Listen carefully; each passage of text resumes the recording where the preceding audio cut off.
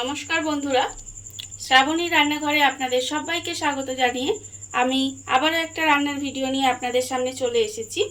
আজকের আমি আপনাদের একটা বাচ্চাদের টিফিন বানিয়ে দেখাবো। আশা করি আপনাদের ভালো লাগবে।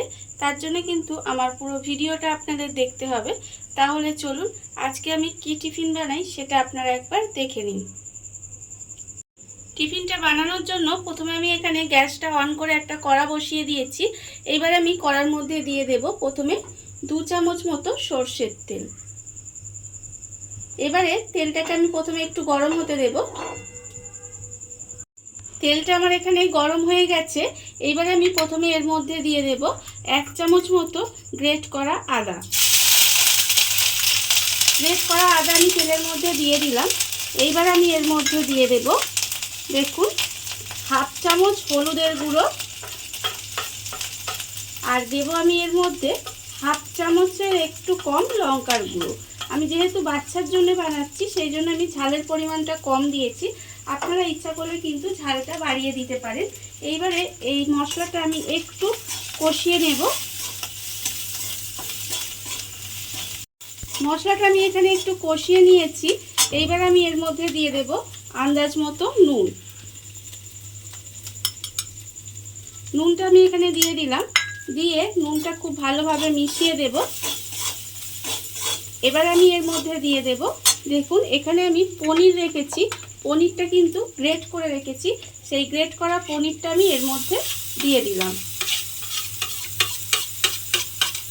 গ্রেট করা পনিরটা আমি এর মধ্যে দিয়ে দিলাম। এইবার আমি দেব এর মধ্যে আলু। এখানে একটা ছোট্ট সাইজের আলু সেদ্ধ করে গ্রেট করে রেখেছি। সেই আলুটাও কিন্তু আমি এর মধ্যে দিয়ে দিলাম। এইবারে সমস্ত কিছু খুব ভালোভাবে মিশিয়ে নেব। মিশিয়ে একটা পুর বানিয়ে নেব। পনির আর আলুটা দিয়ে খুব ভালোভাবে মশলার সঙ্গে মিশিয়ে নিয়েছি। নিয়ে এইভাবে একটু মিনিট 5 ধরে নাড়াচাড়া করে দেখুন পুরটা আমি বানিয়ে নিয়েছি। আর পুরটা ঠিক বানানো হয়ে যাবে যখন এইভাবে কড়া থেকে উঠে আসবে, তখন ভাববেন পুরটা হয়ে গেছে। এইবার আমি পুরটাকে নামিয়ে একটু ঠান্ডা করে নেব। পুরটা আমি এখানে আলাদা করে ঠান্ডা করতে দিয়েছি। পুরটা যতক্ষণ ঠান্ডা হচ্ছে ততক্ষণে আমি এখানে একটা বড় বাটি নিয়েছি।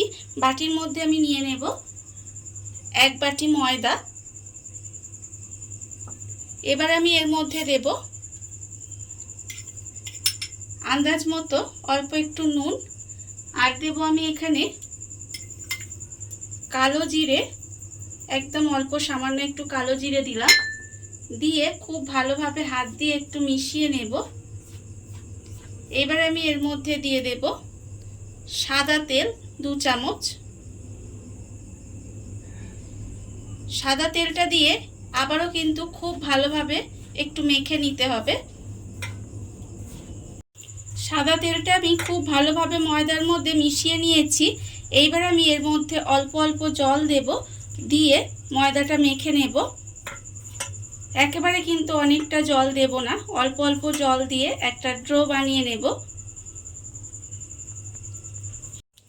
ময়দাটা আমি এখানে ভালোভাবে মেখে একটা ডো বানিয়ে নিয়েছি, আপনারা দেখতেই পাচ্ছেন। আর ডোটা দেখুন ঠিক এরকম হয়েছে, একদম শক্তও হয়নি আবার একদম নরমও হয়নি। আর অন্যদিকে কিন্তু আমি গ্যাসটা অন করে একটা কড়া বসিয়ে দিয়েছি।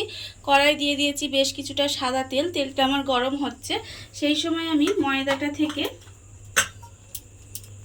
এইভাবে অল্প অল্প নেব। নিয়ে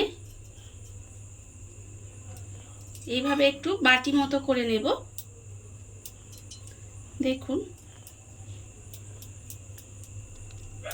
বাটি মতো করে নিয়ে আমি এর মধ্যে দিয়ে দেব যে পুরটা আমি এখানে করে রেখেছিলাম, সেই পুরটা কিন্তু এর ভেতরে ঢুকিয়ে দেব। দিয়ে এইভাবে এটাকে মুড়ে দিতে হবে। এইভাবে মুড়ে দিলাম। দিয়ে এইভাবে হাত দিয়ে একটু গোল করে দিয়ে এইভাবে চেপে দেব। দেখুন, আর এইভাবে কিন্তু প্রত্যেকটা আমি বানিয়ে নেব।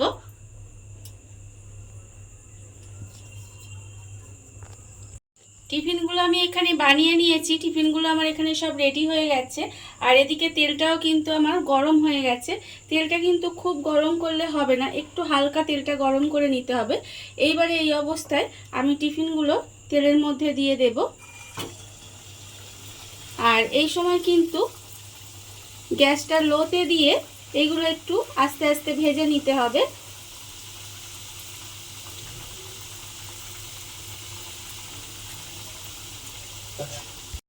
গ্যাসটা লোতে দিয়ে একটু সময় নিয়ে উল্টে পাল্টে আমি এটাকে লাল করে একটু ভেজে নেব।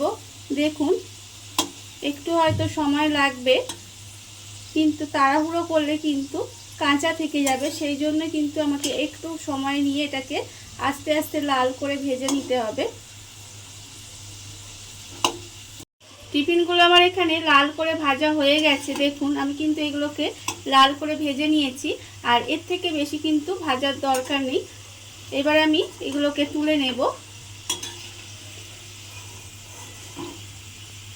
তুলে আলাদা করে এখানে রেখে দেব। আলাদা করে আমি তুলে এখানে রেখে দিয়েছি। আর আমি আবারও কিন্তু অন্য টিফিনগুলো এর মধ্যে দিয়ে সমস্তগুলো এইভাবে আস্তে আস্তে ভেজে নেব। দেখুন বন্ধুরা, বাড়িতে থাকা কত অল্প উপকরণ দিয়ে কত অল্প সময় কত সুন্দর একটা টিফিন তৈরি হয়ে গেছে, আপনারা দেখতেই পেলেন। আর এই টিফিনটা খেতে কিন্তু ভীষণ ভালো হয়, আপনারা বাড়িতে একবার বানিয়ে দেখতেই পারেন। বাচ্চা কেন বড়রাও কিন্তু খুব ভালোবেসে এটাকে খেয়ে নেবে। আর এই ভিডিওটা যদি আপনাদের ভালো লেগে থাকে, আপনারা যদি ফেসবুক থেকে দেখে থাকেন পেজটি ফলো করে দেওয়ার অনুরোধ রইল। আর যদি ইউটিউব থেকে দেখে থাকেন চ্যানেলটি সাবস্ক্রাইব করে নেওয়ার অনুরোধ রইল। তাহলে চলুন ভিডিওটা আমি এখানেই শেষ করছি। আপনারা সবাই ভালো থাকবেন, সুস্থ থাকবেন। আবারও হাজির হব নতুন কোনো রান্না নিয়ে।